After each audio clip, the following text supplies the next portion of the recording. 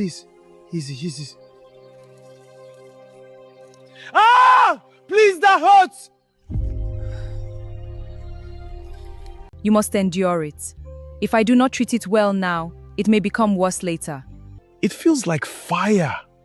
I know, but stay strong. You are safe now.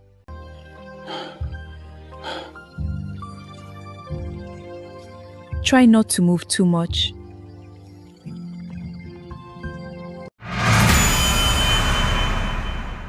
The kingdom of Umuaka was one of the most beautiful kingdoms in the land. Thick green forests surrounded the village like a mighty wall built by nature itself. Tall Iroko trees stood proudly under the hot sun, their branches spreading wide across the sky while birds rested on them singing sweet songs every morning. Small rivers flowed gently through different parts of the kingdom, and women often gathered near the water to play while men washed clothes and filled clay pots with water for their homes. The red earth roads stretched across the land, connecting villages, farms, markets, and the great palace of King Okanga. Farmers woke up every morning before sunrise to go to their farms with hoes on their shoulders. Hunters sharpened their cutlasses beside burning fires, and traders arranged vegetables, fruits, beads, and fabrics neatly inside the busy market square. At the center of Umuaka stood the royal palace, large and mighty, with tall walls painted with white chalk and beautiful drawings. The palace had many courtyards filled with guards carrying spears, servants moving up and down with baskets and pots, and elders seated under large huts discussing matters of the kingdom. At night, drums echoed through the air while maidens danced under the moonlight during celebrations, and visitors from nearby villages often admired the peace and beauty of Umuaka. King Okanga ruled the kingdom with strength and wisdom. He was respected by warriors and feared by enemies. Beside him stood Queen Uremma, a kind and gentle woman loved by the people because of her peaceful heart and generous nature. The royal couple had only one child, Prince Ikenna, and because he was the only son and heir to the throne, everybody in the kingdom treated him with great respect. From childhood, Ikenna was trained like a true prince. He learned how to fight with spears and swords, how to ride horses, and how to lead men into battle. The elders taught him the traditions of the kingdom, while warriors trained him to become strong and fearless. As he grew older, his tall body, handsome face, and brave heart made many people admire him. Young maidens smiled whenever they saw him passing through the palace courtyard, while elders proudly spoke about the bright future waiting for Umuaka under his leadership. But even with all the luxury around him, Prince Ikenna sometimes felt trapped inside the palace walls. Guards followed him everywhere he went. Servants watched his every move. The queen constantly worried about his safety, and King Okanga always reminded him that one careless mistake could put the future of the kingdom in danger. Sometimes Ikenna stood near the palace fence and watched ordinary young men laughing freely in the village. He admired the way they walked around without fear, played wrestling games openly, and visited the forest without guards surrounding them. Deep inside his heart, he wished he could live like them, even if it was only for one day. One bright morning, Umuaka became unusually lively because it was market day. The market square was crowded with traders from different villages carrying goods on their heads. Women shouted loudly while selling vegetables, yams, smoked fish, and palm oil. Drummers beat their drums joyfully while dancers entertained the crowd. Masquerades moved through the market square, causing children to scream and run around laughing with excitement. The smell of roasted meat and spicy soup filled the air as smoke rose from cooking fires. Inside the palace, Prince Ikenna sat quietly while two guards stood at the entrance of his room. He stared through the window at the busy movement outside the palace walls. His mind was restless. He wanted to leave the palace and experience the excitement outside like a normal young man. Suddenly, one of his close friends named Obina entered quietly, while looking around to make sure no guard was listening. There are many animals deep inside the bush because of the rains. Obina's eyes brightened immediately. Are you serious? He asked. Obina nodded. Yes, we are leaving before noon. Nobody will know if you come with us. Ikenna stood up quickly, excitement rising inside him like fire. My father will never allow it, he said softly. The guards will follow me everywhere. Obina smiled. Then do not go as a prince. Go as one of us. Those words remained in Ikenna's mind for several minutes. His heart beat faster with excitement. For the first time in many months, he felt truly alive. Without wasting time, he removed his royal clothing and dressed in simple village clothes. He covered his neck beads and wore an old wrapper around his shoulders so nobody would recognize him easily. Before leaving, he carefully waited until the guards outside became distracted by some palace servants carrying large baskets of food. Then he quietly slipped through another passage leading outside the palace walls.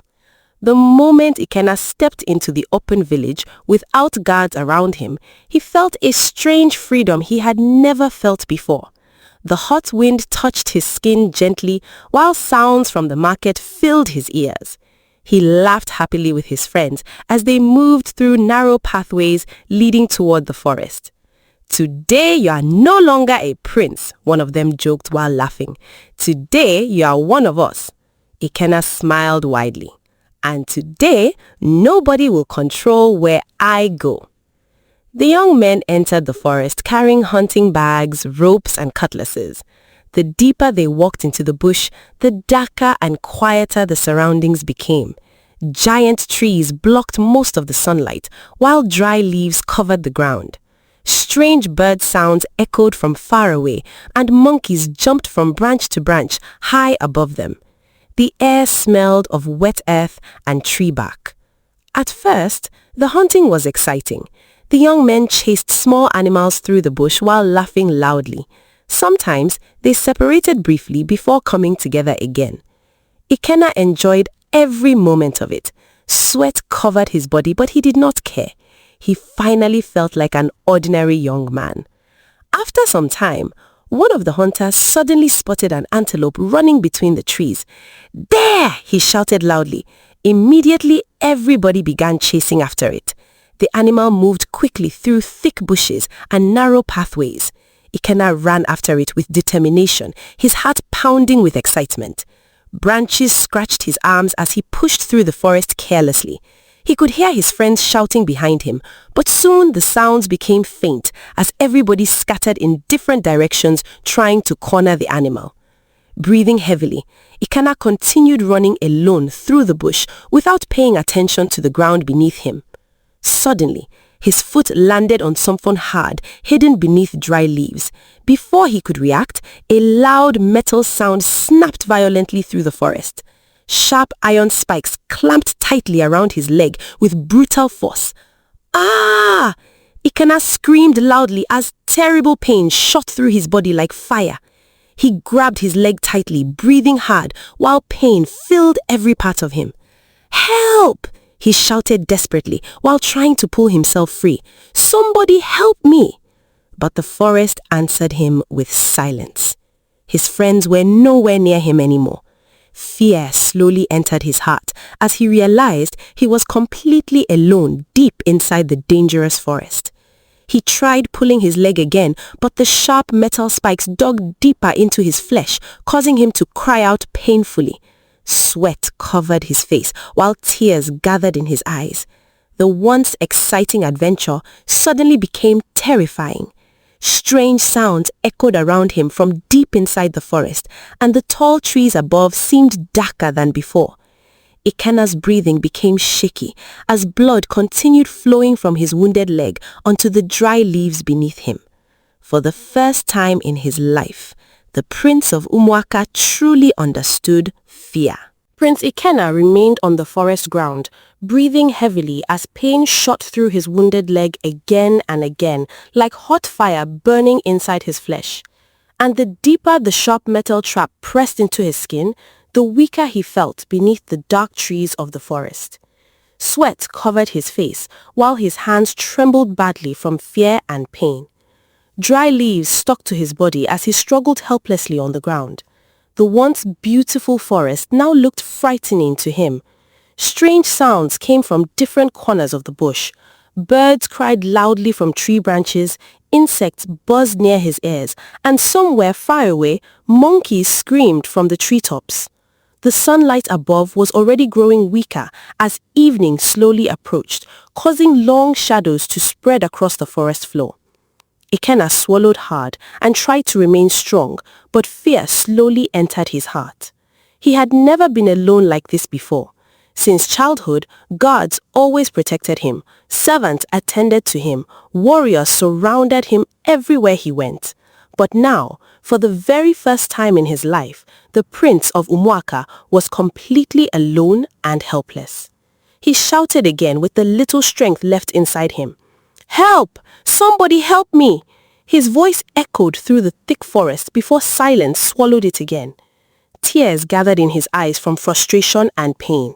He grabbed the iron trap with both hands and tried forcing it open, but the sharp metal only dug deeper into his wounded leg. "Ah!" he cried painfully, falling back onto the ground. Blood continued staining the dry leaves beneath him. His breathing became uneven as fear slowly mixed with regret inside his chest. At that same moment, far away from the hunting paths and hidden deep inside another part of the forest, a young girl named Olama walked quietly beneath the evening breeze, carrying a large bundle of dry firewood balanced carefully on her head. Her footsteps were slow and peaceful as she moved through the narrow forest path. Unlike many young maidens in Umuaka who spent their time laughing loudly in groups or gossiping in crowded compounds, Olama preferred silence. She loved the quietness of the forest. She loved listening to the sound of birds and flowing water. Nature had become her only true friend after many lonely years. She wore a simple wrapper tied neatly around her body, and her dark skin glowed softly beneath the fading sunlight. Her long braided hair rested behind her shoulders, while beads decorated her wrists gently. As she walked, she hummed softly to herself while the cool evening wind blew through the trees around her. Olama had spent most of the day gathering firewood and searching for medicinal leaves near the riverbank, hidden deep inside the forest. Since she lived alone near the edge of Umuaka, she often came into the bush to gather herbs, fruits, and dry wood for cooking. Her late father had taught her many things before he died years ago. He taught her how to survive quietly. He taught her the names of healing leaves and roots. He taught her how to find peace inside nature whenever sadness became too heavy in her heart. Even after his death, Olama still remembered every lesson carefully. As she reached a small stream hidden between tall bamboo trees, she slowly bent down and placed the firewood on the ground. The sound of flowing water filled the quiet area peacefully. Olama knelt beside the stream and began searching carefully for healing leaves growing near the wet soil. Suddenly, a painful scream echoed faintly through the forest. Olama immediately froze. She lifted her head slowly and listened carefully. Another cry followed again, weaker this time. "Help!" The voice sounded desperate and filled with pain. Fear crossed Olama's face briefly, but it disappeared quickly. She stood up immediately and looked around the darkening forest. "Who is there?" she called softly, though no answer came back. Another painful cry echoed again through the trees. Without wasting another second, Olama quickly dropped the leaves in her hands and began running toward the sound. Branches scratched her arms as she pushed through thick bushes. Her feet moved quickly across the rough forest ground, while her heart beat fast inside her chest. She did not stop to think about danger. She only knew that someone was badly hurt and needed help. The cries became louder as she moved deeper into the bush.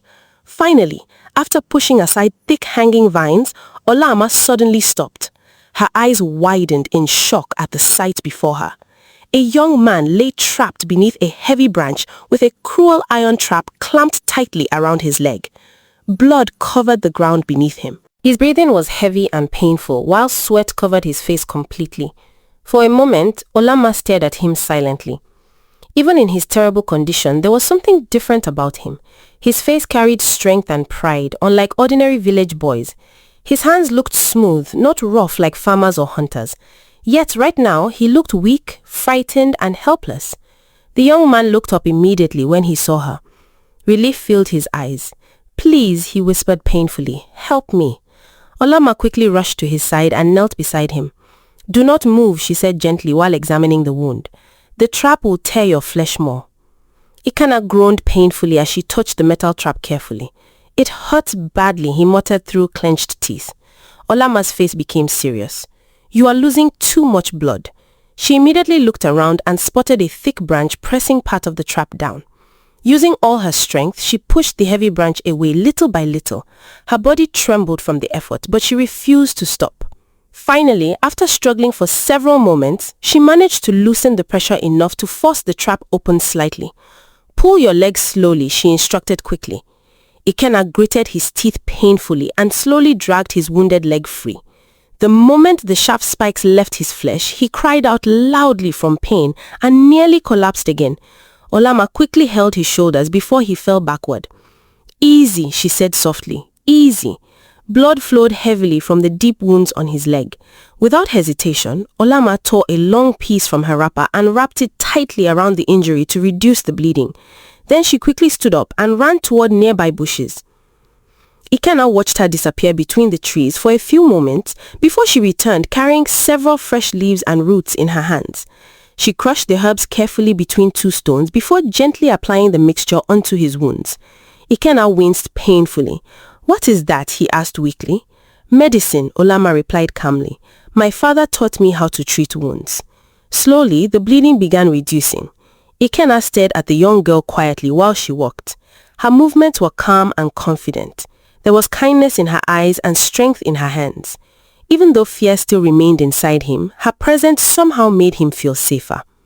After some moments, Olama finished tying the cloth firmly around his leg. "You should not try standing yet," she warned softly. "The wound is deep." Ikenna nodded weakly. "Thank you," he murmured sincerely while staring at her face. Before Olama could reply, loud voices suddenly echoed through the forest. "Ikenna, where are you? Answer us!" Olama looked around quickly while Ikenna's eyes widened slightly. Within seconds, several young men pushed through the bushes looking frightened and exhausted. The moment they saw Ikenna on the ground, panic filled their faces. "Thank the gods," Obina shouted while rushing toward him. "We have been searching everywhere for you." Another friend stared at the bloody wound in horror. "What happened?" Ikenna looked toward Olama quietly before speaking. "She saved me," he said softly. The young men finally noticed the quiet girl kneeling beside him. Their breathing slowly calmed as they realized the bleeding had already stopped. Obina shook his head in disbelief. If not for her, his voice trailed off as fear crossed his face. Carefully, the young men lifted Ikenna from the ground while he struggled painfully to stand on one leg. Olama stepped back quietly, watching them. The golden evening sunlight shone gently through the trees, falling across her calm face as the forest breeze moved softly around her. For a few seconds, Ikenna could not stop looking at her. Something about her remained deeply peaceful despite everything around them. He felt strangely drawn to her. Before his friends could carry him away, Ikenna spoke again. "Wait." The others paused. He turned toward the quiet girl standing beneath the trees. "What is your name?" Olama hesitated briefly before answering softly, "Olama." Ikenna repeated the name slowly inside his mind as though he never wanted to forget it. "Olama," he said quietly again while staring at her. Then he gave a small nod filled with gratitude. "Thank you for saving my life." Olama lowered her eyes gently while the evening breeze moved through the trees around them. "Go home before the forest becomes dark," she replied softly. The young men slowly helped Ikenna away through the forest path while he continued glancing back at Olama again and again. Even after the trees finally hid her from sight, her face remained inside his mind. Meanwhile, Olama quietly picked up her remaining firewood and stood silently beneath the fading sunlight. She watched the strangers disappear deep into the forest before slowly turning back toward the lonely path leading home. completely unaware that fate had already begun tying her life forever to the wounded young man she had rescued beneath the ancient trees of Umuaka. The journey back to the palace that evening was slow and painful for Prince Ikenna, as his friends supported him carefully through the dark forest path, while the sky above slowly turned orange and grey from the setting sun. Every movement of his wounded leg sent sharp pain through his body, forcing him to grit his teeth quietly as sweat covered his face again. Obinna and the others remained deeply worried while helping him walk. Fear rested heavily inside their hearts because they all understood the danger of what had happened that day. If anything terrible had happened to the prince, the anger of King Okanga would have fallen upon every one of them. "We should have stayed together," one of the young men said nervously while glancing around the dark forest. "We should never have allowed him chase the animal alone." Obinna shook his head slowly. "What matters now is getting him back safely before anybody notices."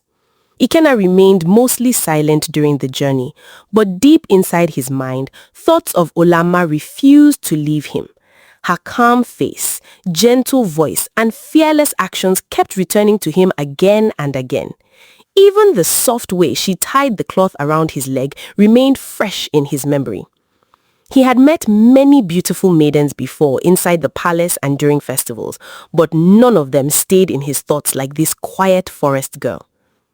By the time the young men finally reached the outer part of Umuaka, darkness had already covered the kingdom. Oil lamps glowed softly inside compounds while smoke rose from cooking fires into the cool night air.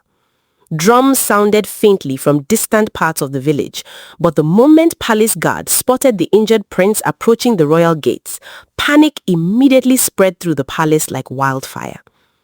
"The prince is hurt!" one guard shouted loudly. "Open the gates!" Several guards rushed forward immediately, while servants screamed in fear. "What happened? Who attacked him? Call the queen!" The large palace gates opened quickly as the young men carried Ikenna inside. The prince's simple village clothing was stained heavily with blood and dirt. His wounded leg shook badly beneath him as pain continued spreading through his body. Inside the palace courtyard, servants dropped the things in their hands and rushed around in confusion. Some carried bowls of water, while others ran to summon the royal physician. The sound of hurried footsteps filled the palace corridors. Moments later, Queen Urema appeared at the entrance of the main building, wearing a long wrapper loosely tied around her body. The moment she saw blood covering her son's clothing, her face turned pale with fear. "Ikenna!" she cried loudly before rushing toward him. Tears instantly filled her eyes as she grabbed his face with trembling hands. "What happened to my son?"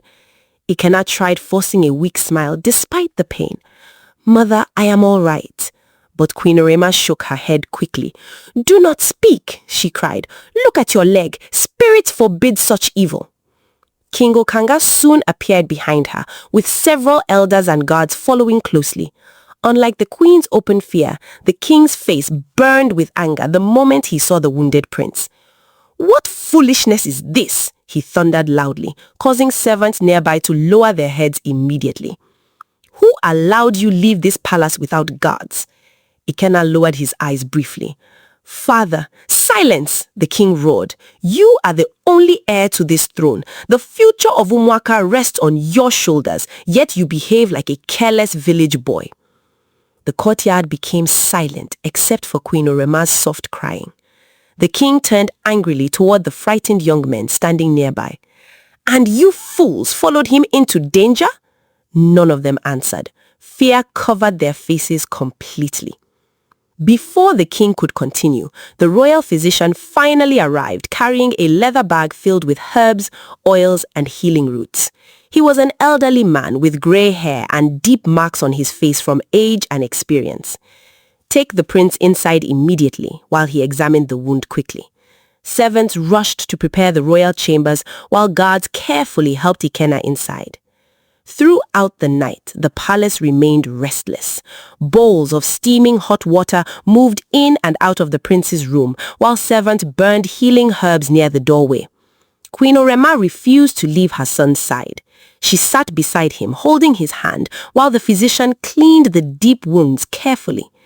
Every time medicine touched the injury, Ikenna winced painfully. "The trap nearly tore through the bone," the physician muttered seriously while applying crushed herbs to the wound. "Another few moments and the prince may have lost his leg completely." Queen Orema covered her mouth with trembling hands as fresh tears rolled down her cheeks. "Spirits forbid such evil." King Okanga stood silently near the doorway, with anger still burning inside his eyes, although deep down, fear troubled him badly. He had fought many wars and faced many enemies during his lifetime, but the thought of losing his only son frightened him more than anything else. For several days, Prince Ikenna remained inside his chambers while the royal physician treated his wounds constantly. Powerful herbs were placed over the injury every morning and night. Sacred oils rubbed into his skin filled the room with strong smells. Sacrifices were offered to the ancestors for healing, while elders visited the palace praying for the prince's recovery. Guards stood outside his room day and night under strict orders from the king. Queen Orema barely slept during those days. She personally fed Ikenna and watched over him constantly like he was still a small child. "You nearly broke my heart," she said softly one evening while changing the cloth around his wound. "Why must you always seek danger?" Ikenna stared quietly toward the open window. "I only wanted to feel free for once," he admitted softly. The queen sighed sadly. "Freedom is dangerous for men born into royal blood." But even while his leg slowly healed, Ikenna's mind remained far away inside the forest. Every night before sleeping, he remembered Olama kneeling beside him beneath the trees while carefully treating his wound. He remembered the softness of her voice and the calmness in her eyes. Sometimes he found himself smiling quietly while thinking about her. Other times, he stared silently at the moon, wondering who she truly was and why nobody seemed to know her. After several weeks, the wound finally improved enough for him to walk properly again. The palace celebrated his recovery happily, while Queen Orema thanked the ancestors with gifts and sacrifices. King Okanga became less angry after seeing his son regain strength, though he warned him strictly never to leave the palace secretly again. "Next time," the king said firmly one morning during breakfast, "you may not return alive." Ikenna nodded respectfully, but deep inside himself, he already knew he would return to the forest again. Not because of hunting this time, but because of Olama. A few days later, before sunrise, Prince Ikenna quietly disguised himself once more in ordinary village clothing and slipped out of the palace secretly. This time, he moved carefully through hidden paths to avoid guards. His heart beat with strange excitement as he made his way toward the forest where he had first met the mysterious girl. He searched for many hours that day, moving through streams, narrow forest paths, and open clearings, but he did not find her. Instead, he stopped different villagers quietly.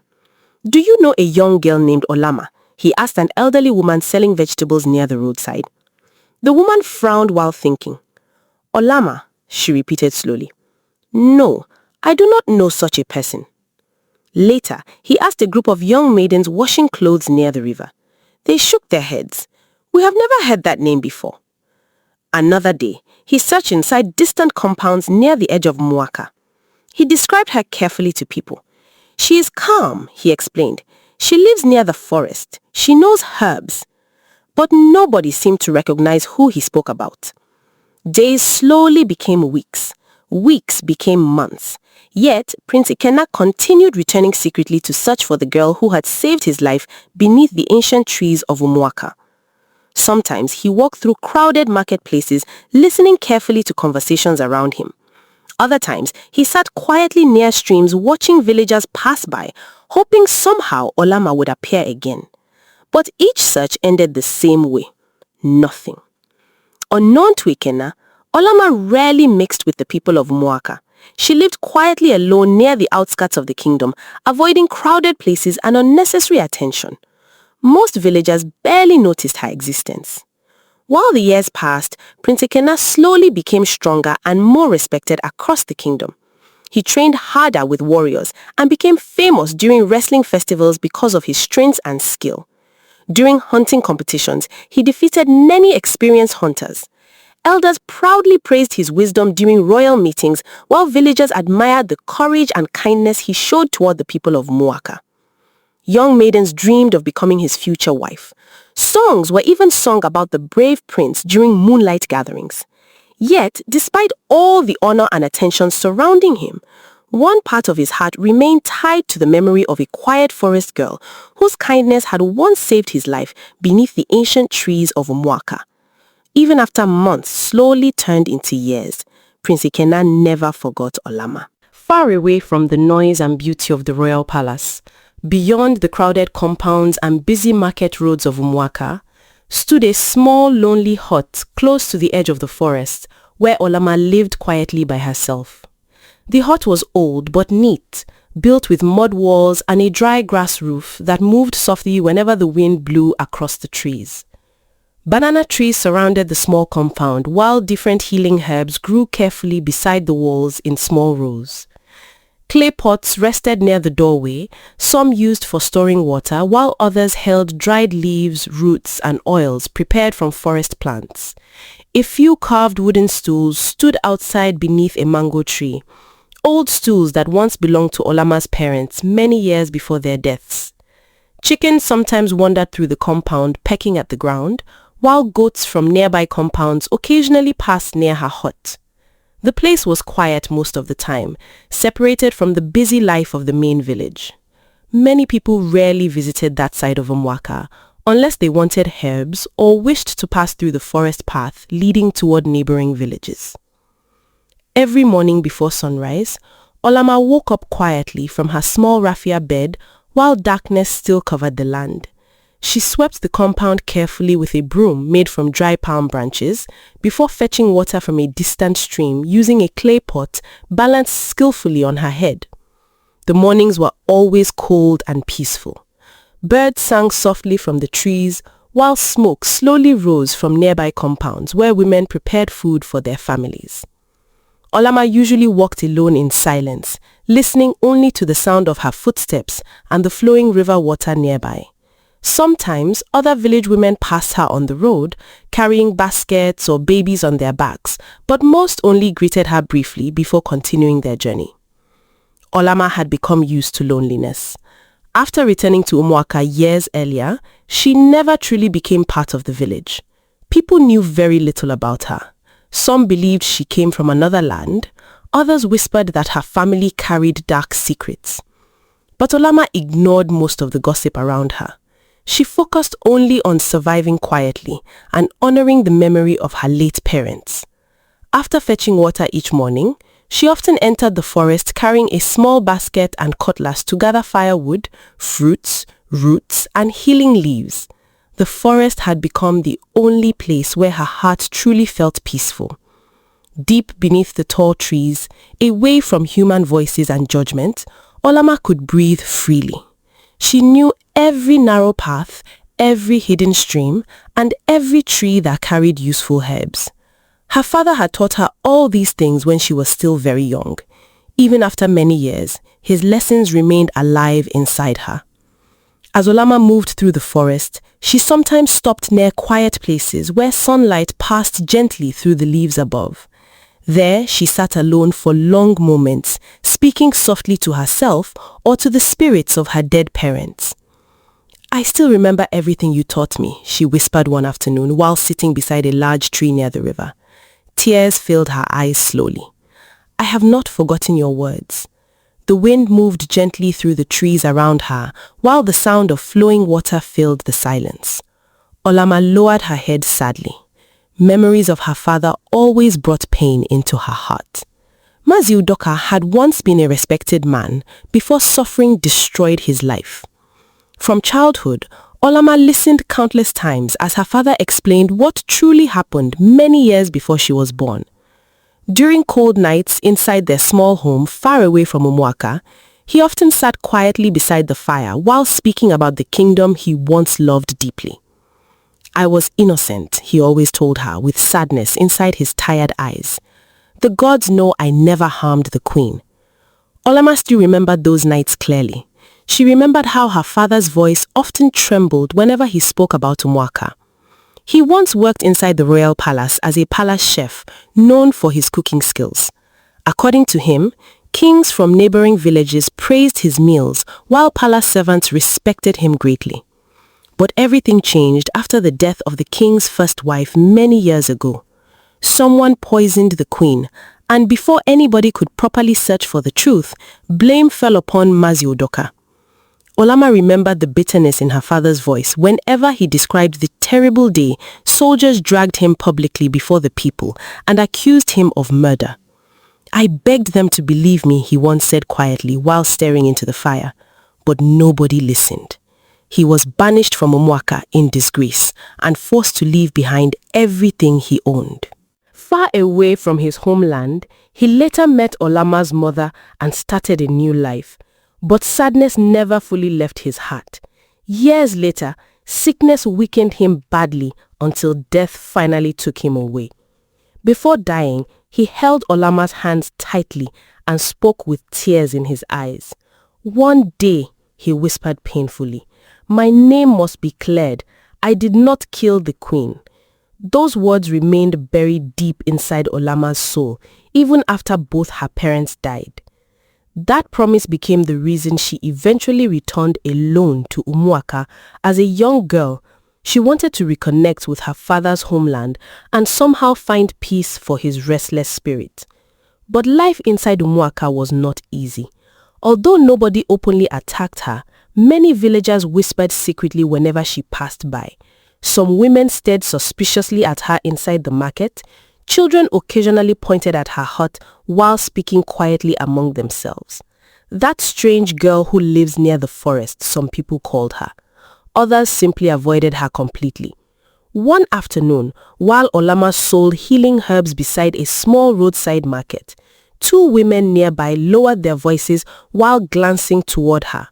"Nobody knows where she truly came from," one whispered. "I heard her father was chased away long ago." The second woman shook her head nervously. "There must be something hidden about her." Olama heard every word clearly, but she remained silent while arranging herbs inside her basket. Pain touched her heart briefly, but she had already grown used to such treatment. Instead of fighting people or defending herself, she simply focused on living peacefully. Most evenings, after returning home from the forest or market, Olama sat quietly outside her hut, beneath the mango tree, watching the sunset disappear beyond the forest. Those lonely moments often reminded her of the mysterious young man she once saved years earlier beneath the trees. Though she never saw him again after that day, his face occasionally returned to her thoughts. She still remembered the strange nobility in his eyes and the calm gratitude in his voice when he thanked her. Yet she never imagined the wounded stranger was Prince Ikena of Umuaka. To her, he remained only a passing memory hidden inside the forest. Meanwhile, inside the royal palace, another dangerous force slowly watched the future of the kingdom carefully. Mazi Udeze, King Okanga's trusted advisor, had become one of the most powerful men in Umuaka over the years. He was feared by servants and respected by many elders because of his close relationship with the king. Whenever royal meetings took place, Mazi Udeze always sat close beside King Okanga, whispering advice into his ears. His words carried great influence inside the palace. Many people believed the king trusted him more than any other elder in Umuaka. But beneath his calm appearance hid a proud and dangerous heart, filled with selfish ambition. Mazi Udeze desired power more than anything else. Though he already possessed wealth and influence, he wanted his bloodline connected directly to the royal throne. His beautiful daughter, Omalicha, had become the center of all his plans. Omalicha was admired across Umuaka because of her beauty. Young men constantly sought her attention during festivals and gatherings, but she ignored them proudly. From childhood, her father filled her ears with dreams of becoming queen someday. "You were born for greatness," Mazi Udeze often told her proudly, while they sat together inside their large compound. "No ordinary man deserves you." Omalicha smiled confidently whenever he spoke those words because she believed them completely. One evening, inside his private room lit by oil lamps, Mazi Udeze sat drinking palm wine while speaking seriously with his daughter.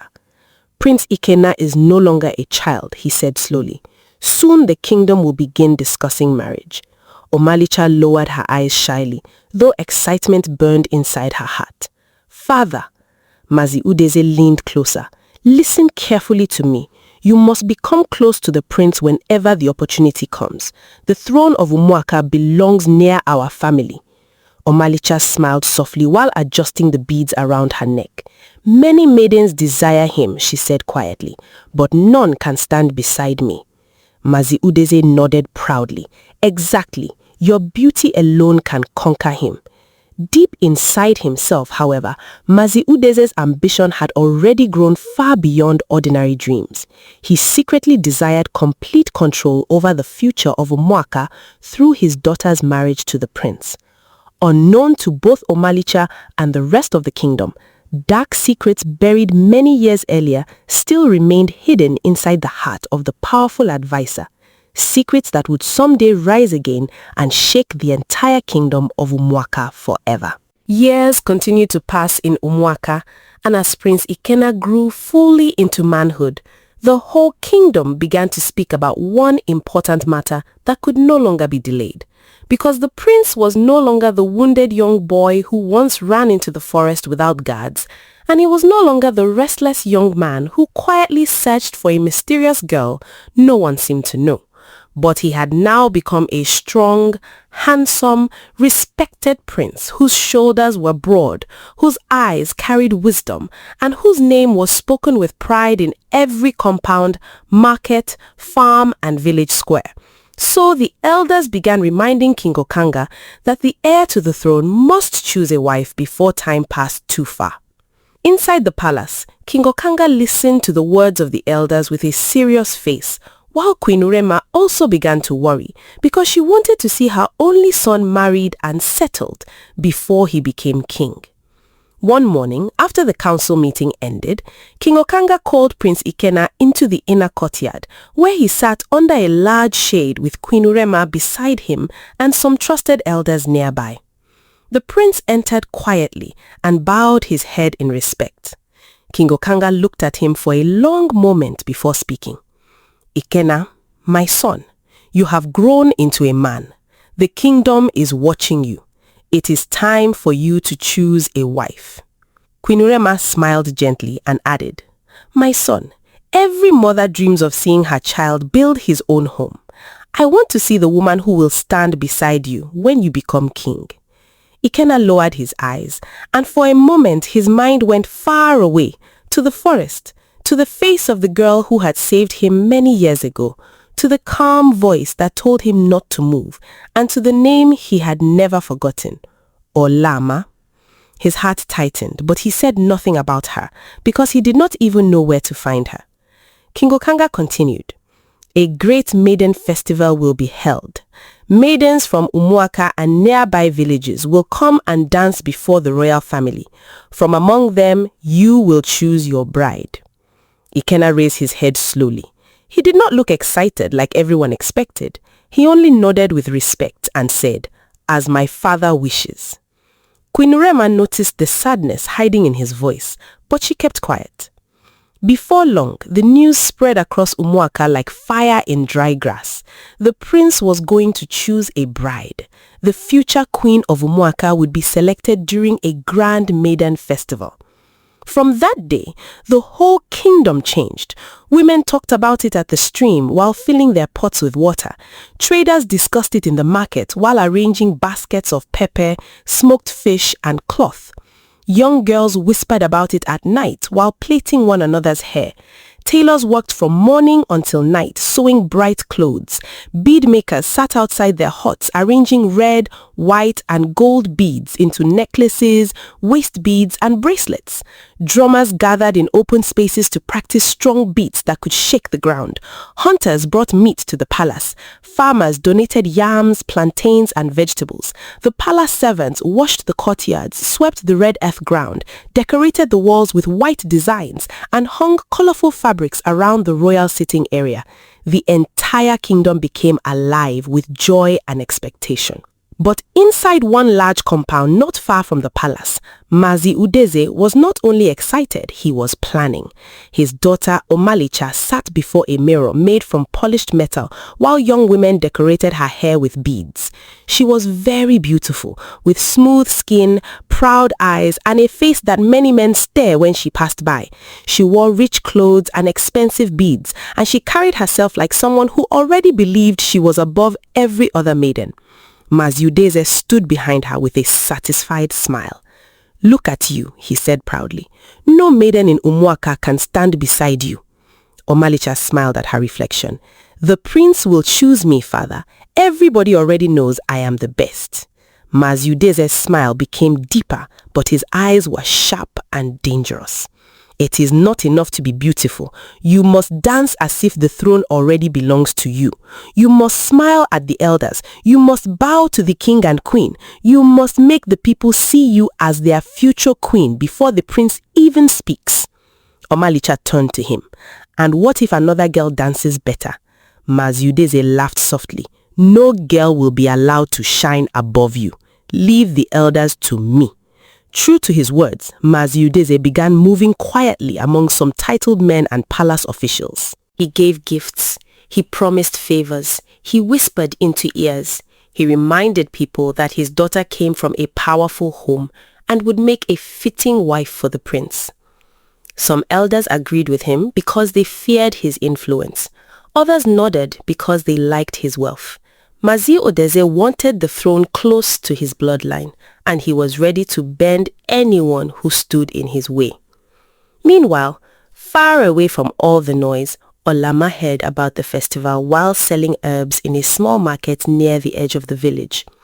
Two young maidens stood nearby talking excitedly as they admired new beads wrapped in a cloth. One of them said, "Every maiden must attend. The prince will choose his wife that day." The other laughed and said, "Even girls from small huts will come and try their luck." Olama heard them clearly, but she did not react. She continued arranging her herbs quietly. A strange feeling moved inside her heart. She had never cared about palace celebrations. Crowds made her uncomfortable, and she knew people whispered about her. But that day, something pulled her spirit. It was not greed. It was not pride. It was not even the dream of becoming a princess.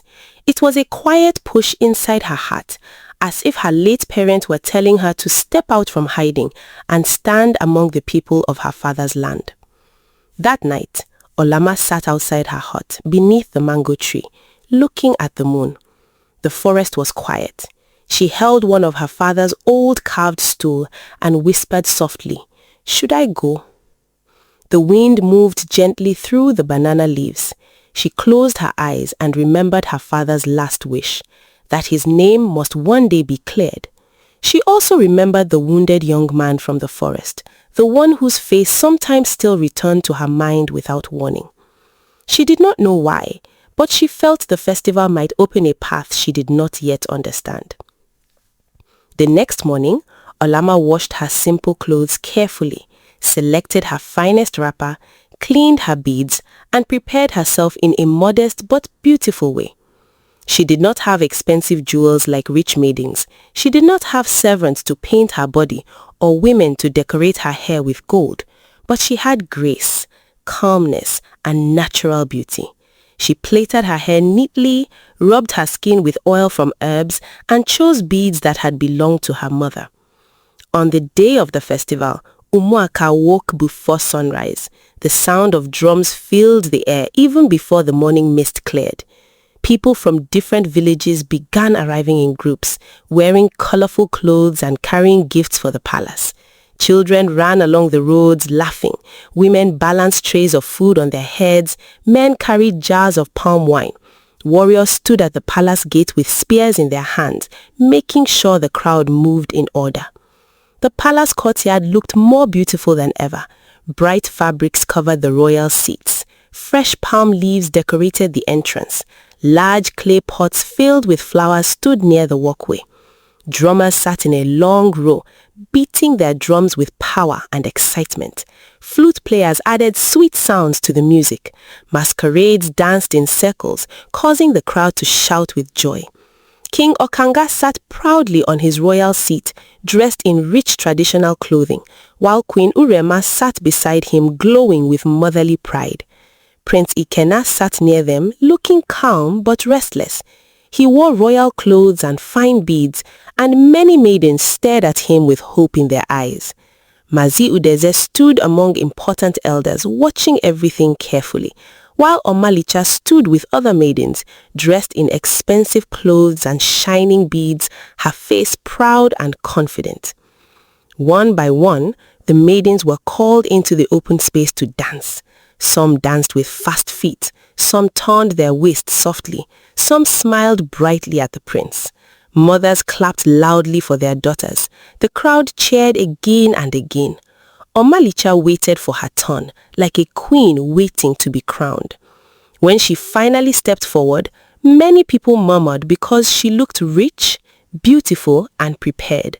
Her hair was well decorated, her beads shone in the sunlight, and her clothes flowed around her body as she moved. The drums changed to a stronger beat, and Omalicha danced with confidence, lifting her hands, turning slowly, and smiling toward the prince. The crowd clapped loudly. Mazi Udeze smiled with satisfaction, believing the matter was already settled.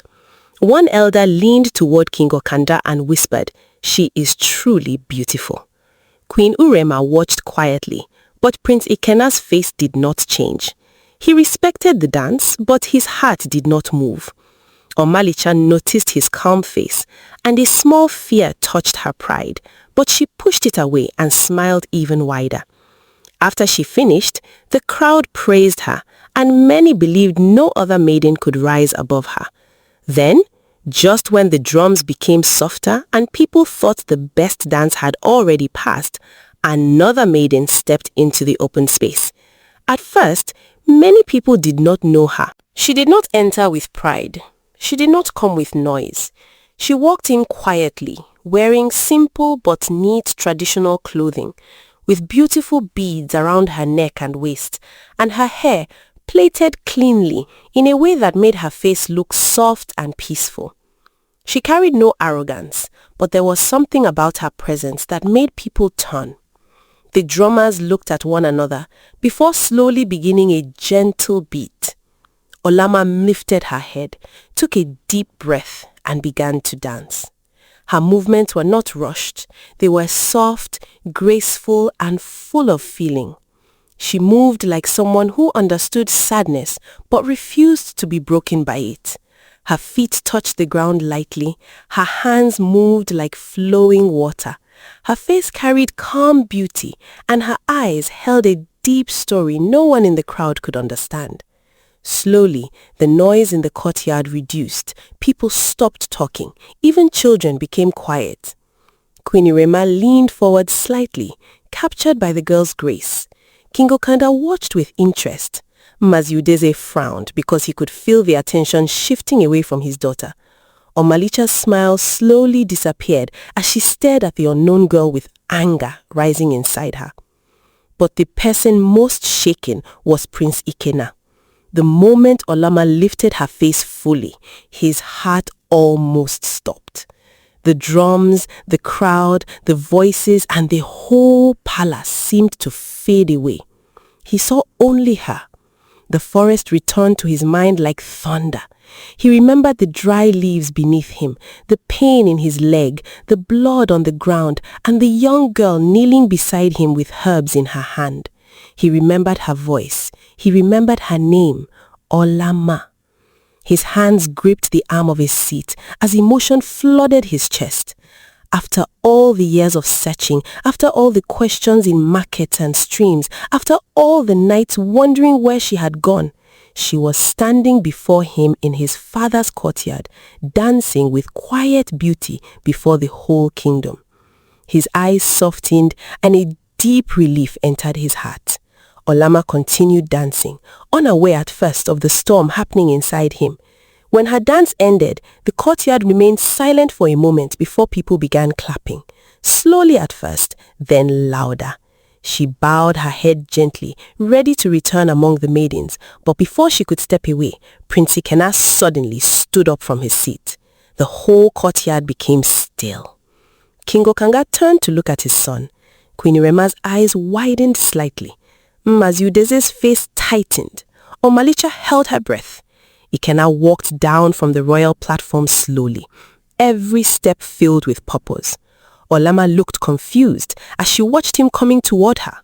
When he stopped before her, he stared at her with deep emotion and said softly but clearly enough for those nearby to hear, "Olama." Her eyes widened in shock because very few people in Umuaka knew her name.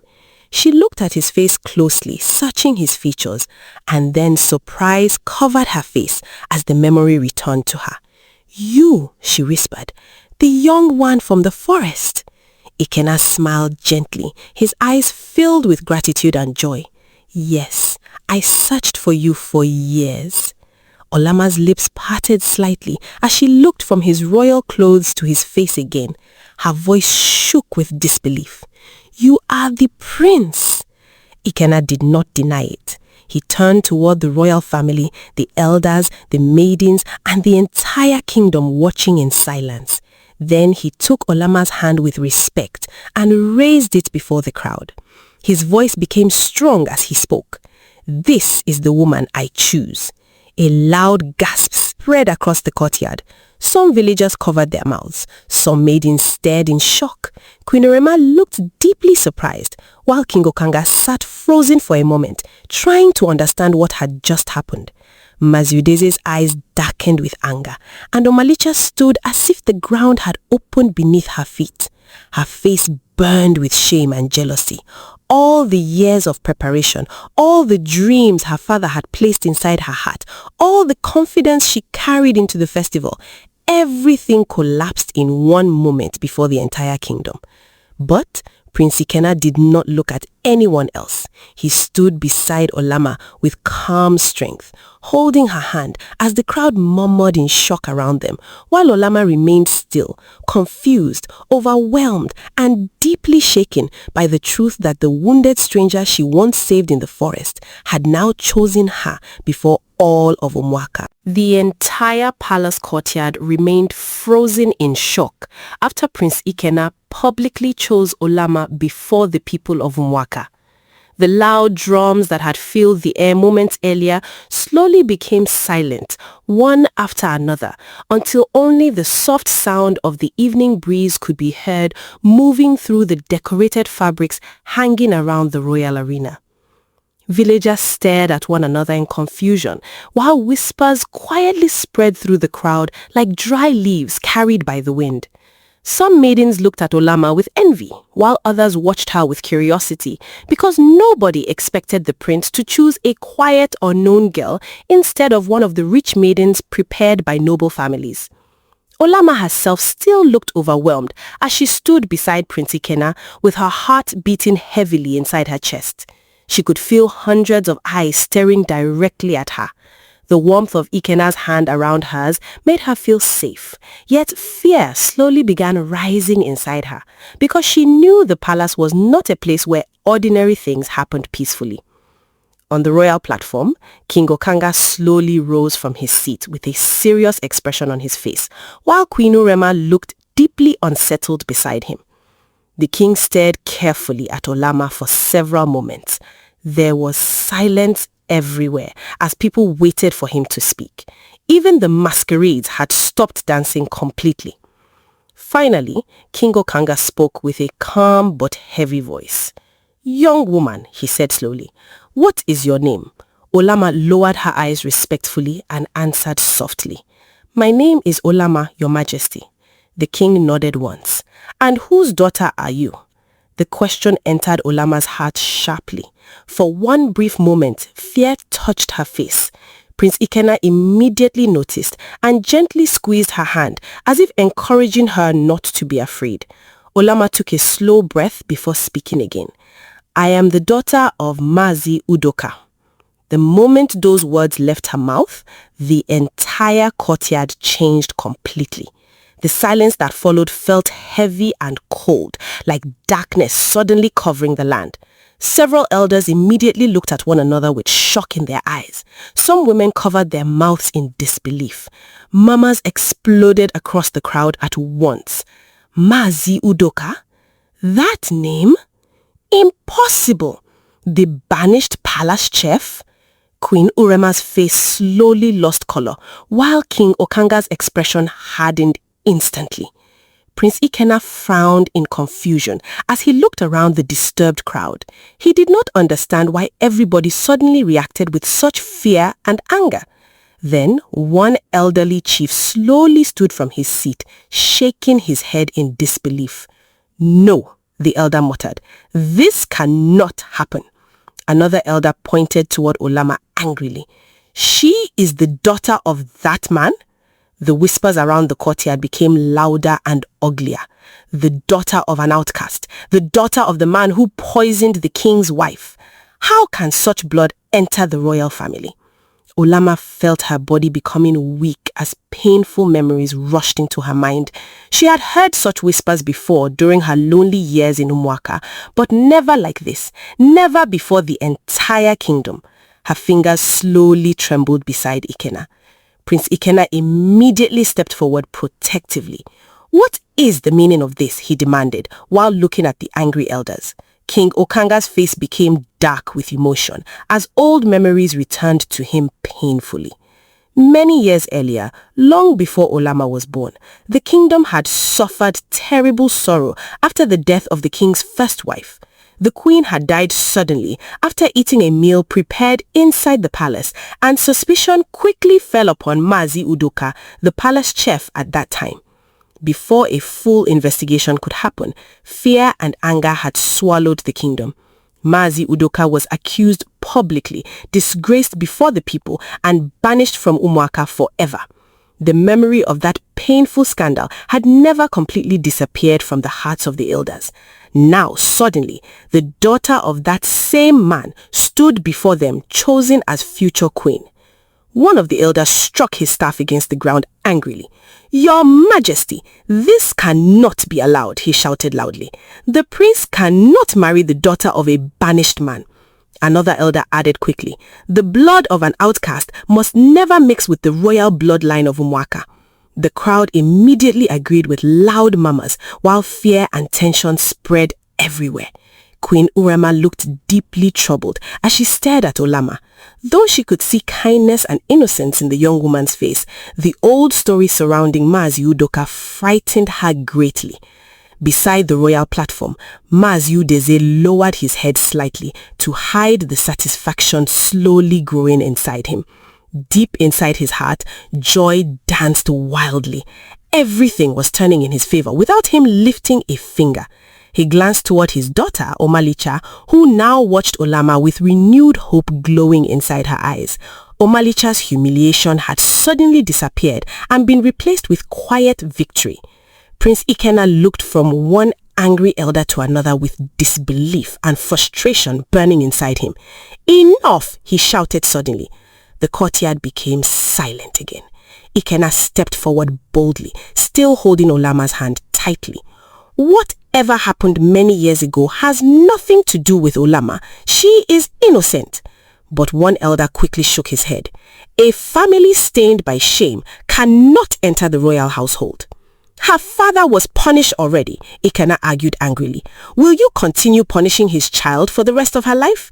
King Okanga finally raised his hand slowly, stopping further arguments. His voice became cold and heavy. "Ikena," he said carefully, "you do not understand the weight of this matter." "Then help me understand," Ikena replied immediately. "Because all I see is innocent people being judged for the past." The king's face tightened. "That man brought shame upon this kingdom." "That man is dead," Ikena answered emotionally. "And Olama is not responsible for whatever happened before she was even born." Olama stood quietly beside him, tears slowly gathering inside her eyes as the entire kingdom discussed her like she was a curse standing among them. She wanted to speak, she wanted to explain herself, but fear and humiliation closed her throat tightly. Villagers stared openly at her now with disgust and suspicion. Some moved away from where she stood as though her presence itself carried evil. Queen Urema looked torn between pity and fear. She turned toward King Okanga softly. "My husband." But before she could finish speaking, one angry chief interrupted loudly. "Your Majesty, if this marriage happens, the ancestors themselves will reject the throne." More voices rose immediately. "It must never happen. The prince must choose another bride. The daughter of an outcast cannot become queen." Prince Ikena's anger continued rising. "You speak as though she is not human," he shouted. "You do not even know her." Maziudeze finally stepped forward with false calmness in his voice. "Prince Ikena," he said gently, pretending concern, "the elders only wish to protect the traditions of Umuaka." Ikena glared at him angrily. "And what tradition teaches people to destroy innocent lives?" Maziudeze lowered his head quietly, hiding the small smile threatening to appear on his lips. King Okanga's patience finally broke. "Enough!" he thundered loudly. The entire courtyard shook into silence immediately. The king pointed firmly toward Olama. "This matter ends now." Olama slowly lifted her tearful eyes toward the throne. King Okanga's voice became hard as stone. "You cannot remain here." Those words pierced deeply into Olama's heart. Her breathing became shaky. Prince Ikena stepped forward quickly. "Father, no!" But the king ignored him completely.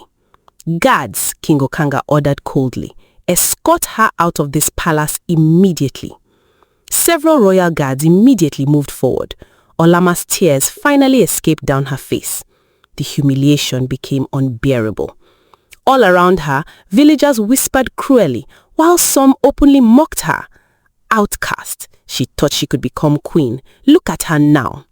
Olama felt completely broken inside. She slowly pulled her hand away from Ikena's grip. Prince Ikena turned toward her desperately. "Olama, wait!" But she could no longer bear the shame surrounding her. Without another word, she quickly turned and ran through the crowded courtyard while tears rolled heavily down her cheeks. The crowd parted as she passed. Some people laughed quietly, while others simply watched with cold eyes. Olama covered her face as she hurried through the palace gates, feeling as though the whole world had suddenly rejected her existence. "Olama!" Prince Ikena shouted loudly before trying to run after her. But immediately several guards stepped in front of him under the king's command. "Move aside," Ikena barked angrily. The guards hesitated nervously. "Forgive us, Prince," one guard said quietly. "We have orders." Ikena's chest rose heavily with anger and frustration. He tried pushing forward again, but more guards blocked his path carefully. "Father, stop this madness," he shouted furiously toward the royal platform. But King Okanga's face remained hard and unmoving. "You will remain here," the king ordered firmly. "This discussion is over." Prince Ikena stared at his father with pain and disbelief burning inside his eyes. Never before had he felt such helpless anger inside the palace. Outside the palace, Olama continued running through the darkening roads of Umuaka while tears blinded her eyes. Her chest hurt deeply from humiliation. The same fear and shame her father once carried now crushed her spirit completely. Behind her, the joyful celebration slowly died. Drummers stopped playing. Maidens quietly gathered their belongings. Elders shook their heads sadly while leaving the palace one after another. Villagers continued whispering about the shocking event as they disappeared into the night. The festival that was supposed to celebrate joy and love had turned into bitterness and division. Meanwhile, inside the palace courtyard, Omalicha stood quietly watching the chaos around her. Though she pretended sadness before others, deep inside her heart she felt relief slowly returning.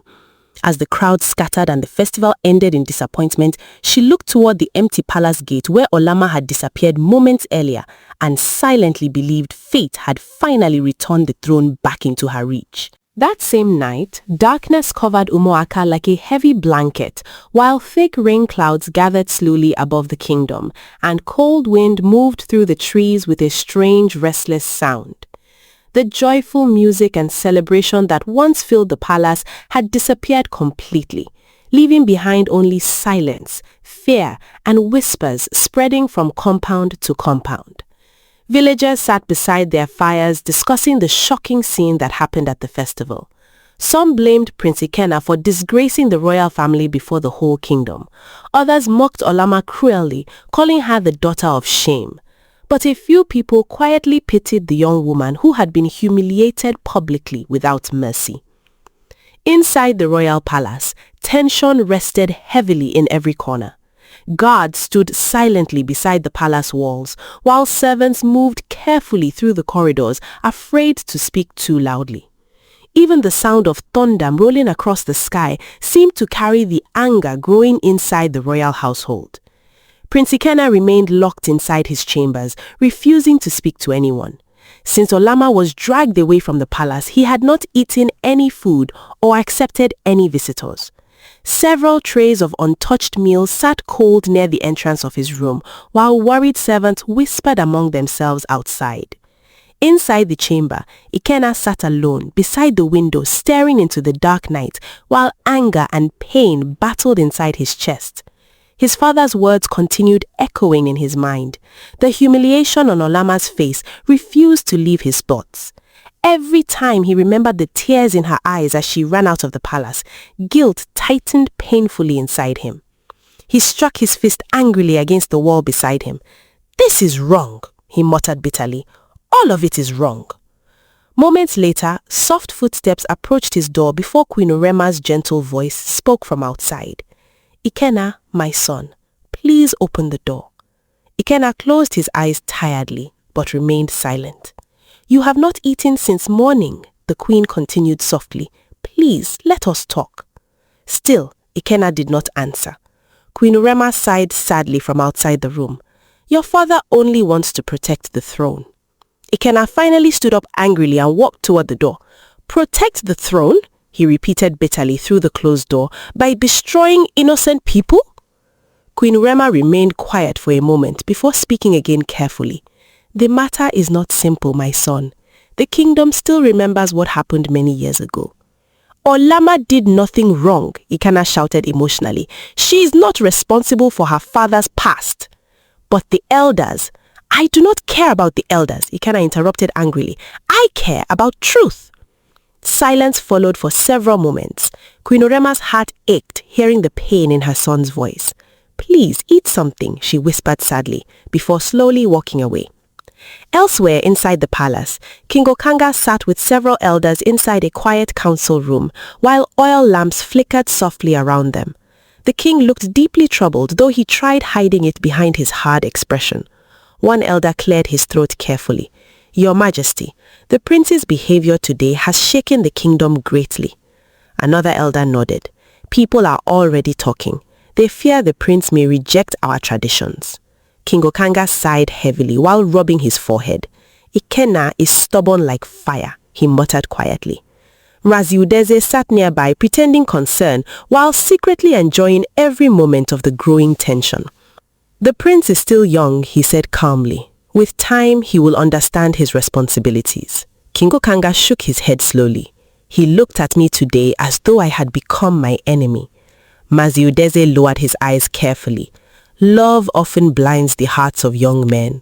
Though his voice sounded peaceful, deep inside himself he felt relieved that Olama was pushed away from the palace. Meanwhile, thunder crashed loudly across the night sky as heavy wind blew through the palace compound. Rain began falling slowly at first before growing stronger against the rooftops and trees around Umuaka. Inside his chambers, Prince Ikenna remained unable to rest. His thoughts stayed fixed on Olama alone. He imagined her crying somewhere in the darkness, carrying once again the shame her father suffered many years ago. The thought broke his heart deeply. Finally, after midnight, the palace slowly became quiet. Most servants had gone to sleep while guards relaxed near the outer courtyards, trying to avoid the cold rain. Prince Ikenna stood silently beside his door, listening carefully for movement outside. When everything remained still, he quickly wrapped himself in a dark cloak and moved quietly toward the far end of his chambers, where an old wooden shelf stood against the wall. He pushed it aside carefully, revealing a narrow hidden doorway behind it. The passage was ancient, built many years ago during old tribal wars, when kings needed secret escape routes from the palace during attacks. Few people still remembered it existed. Ikenna carried a small oil lamp and entered the narrow tunnel without hesitation. The hidden path smelt of earth and old stone. Water dripped softly from the walls, while rats hurried through dark corners. Ikenna moved quickly despite the darkness, determined to find Olama no matter where she had gone. After several minutes, he finally emerged outside the palace walls, near the edge of the forest. Rain still fell lightly as cold wind moved through the trees. Without wasting time, Ikenna entered the forest once again. The forest looked different at night. The tall trees stood like silent spirits beneath the pale moonlight, while strange sounds echoed from hidden corners of the bush. Wet leaves covered the ground beneath his feet as he searched carefully through familiar paths. "Olama!" he called softly while moving deeper into the forest. No answer came back. He continued searching beside streams, near old trees, and across narrow pathways while fear slowly grew inside him. Then suddenly, through the sound of wind moving through the trees, he heard soft crying nearby. Ikenna immediately followed the sound until he reached a small clearing deep inside the forest. There, beneath the pale moonlight, he saw Olama sitting alone on a fallen tree. Her shoulders shook softly as tears rolled down her face. Cold wind moved through her hair while dry leaves danced around the silent clearing. For a moment, Ikenna simply stood there staring at her painfully. Seeing her alone and broken like this hurt him deeply. Slowly, he walked toward her. Olama heard footsteps and quickly wiped her face before turning in fear. But the moment she saw Ikenna, fresh tears filled her eyes again. "You should not be here," she whispered weakly. Ikenna moved closer, carefully. "I could not stay away." Olama looked down sadly. "Your family hates me." "No," Ikenna said immediately. "They fear what they think they know." Olama laughed bitterly through her tears. "And what they think they know has followed me my whole life." Ikenna sat beside her quietly beneath the cold moonlight. For several moments, neither of them spoke. Only the sound of wind and distant thunder filled the forest around them. Finally, Olama spoke again softly. "My father was innocent." Ikenna turned toward her immediately. Olama's eyes filled with pain as she stared ahead into the darkness. "He told me everything before he died." Her voice trembled slightly. "All those years, people believed he poisoned the queen's wife, but he never did it." Ikenna listened carefully while anger slowly rose inside him. Olama continued speaking quietly.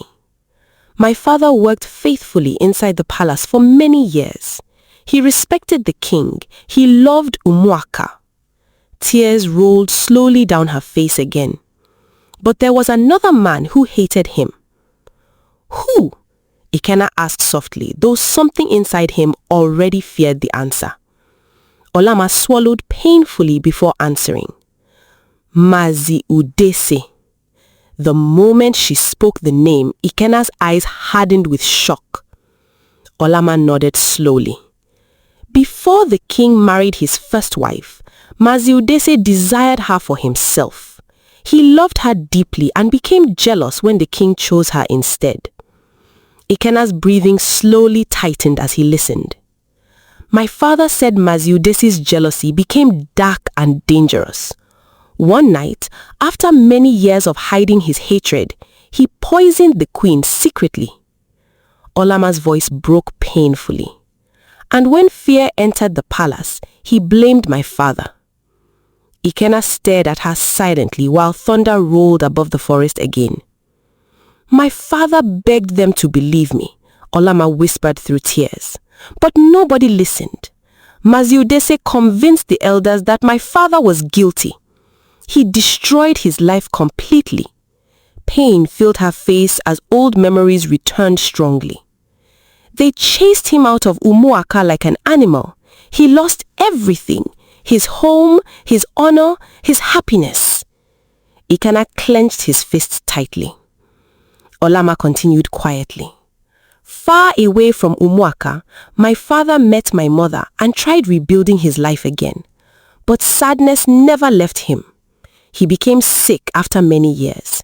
Before he died, he held my hands and begged me never to forget the truth. Tears rolled heavily down her face now. He begged me to return someday and clear his name. Silence filled the clearing again, except for the wind moving through the trees above them.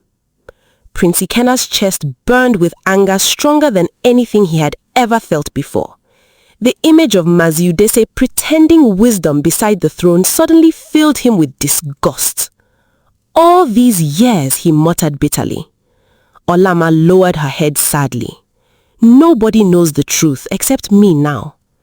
Ikena stared into the darkness with fire burning inside his eyes. No, he said firmly. Now I know too. Olama shook her head slowly. Even if it is true, nobody will believe us. Maziudese is powerful. The elders trust him. Prince Ikena suddenly stood up before her with fierce determination written across his face. The cold wind blew strongly around him, while moonlight touched his eyes. I do not care how powerful he is, he declared firmly. If Maziudese destroyed an innocent man's life, then the truth will come out. Olama stared at him silently. Ikena stepped closer and gently held her trembling hands. I swear before the spirit of our ancestors, he said deeply, I will restore your father's honor no matter what danger stands before me. Olama looked into his eyes, and for the first time since leaving the palace, a small light of hope slowly returned to her broken heart beneath the silent trees of the forest. From that night in the forest, everything changed inside Prince Ikena's heart, because the pain he felt before was no longer only about losing the woman he loved, but also about the terrible injustice done to an innocent man many years before Olama was even born. And as he walked back to the palace before morning light touched the sky, his mind kept repeating every word Olama had told him beneath the trees. The path was cold and wet under his feet, and the forest was still filled with the smell of rain, but Ikena did not feel the cold. Anger kept his body warm. He entered the palace again through the old hidden passage before the servant woke up, then quietly returned to his chamber and sat alone until sunrise. His eyes were open, but he did not sleep. He kept seeing Olama's tears. He kept hearing her voice saying that her father had begged to be believed, but no one listened. He also kept seeing Maziudese's face in his mind, the same man who always stood beside King Okanga with a calm voice and false wisdom, the same man everyone trusted, the same man whose daughter wanted to become queen. When the morning drums sounded in the palace, servants came with water and food, but Ikena did not touch the meal. One servant bowed and said softly, "My prince, the queen asked that you eat before the council meeting." Ikena looked at the tray for a moment and answered quietly, "Take it away." The servant became afraid because the prince's voice was calm, but his eyes looked different, harder and deeper than before. From that day, Ikena began to watch everything in silence. He stopped speaking carelessly. He stopped reacting quickly whenever his father mentioned marriage. He spent long hours near the palace courtyard pretending to train with warriors, but his eyes followed Maziudese whenever the man walked past. He noticed how Udeze always stayed close to the king, how he whispered into the king's ears during meetings, how he smiled when others praised him, and how his face became tight whenever the name of Maziudoka was mentioned by accident. Ikena also began speaking quietly with old palace servants who had worked in the palace when the late queen died. He did not call them formally because that would attract attention. Instead, he found small ways to meet them. One afternoon, he found an old kitchen woman washing clay pots behind the palace kitchen. Her back was bent from age and her hands shook as she walked. Ikena moved close to her and said gently, "Mother, how long have you served in this palace?" The old woman quickly tried to bow, but Ikena stopped her. "Do not trouble yourself," he said. "Just answer me." She looked around nervously and replied, "Many years, my prince. I was here before you were born." Ikena's heart beat faster, but he kept his face calm. "Then you must remember Mazi Udoka." The woman's hand froze inside the water. She slowly lifted her eyes to him. Fear entered her face. "My prince, why do you ask about that man?" Ikena studied her carefully. "Because nobody speaks of him clearly. They only say he was guilty." The old woman swallowed hard and looked toward the kitchen door as if someone might be listening. "That matter brought darkness into this palace. Many people feared to speak then. Many still fear now." Ikena stepped closer. "Did you believe he killed the queen?" The woman's eyes filled with old sadness. She lowered her voice even more. "Mazi Udoka cooked for the palace for many years. He was a careful man. He loved his work. He never allowed dirt near the queen's food. When they said he poisoned her, many of us were shocked."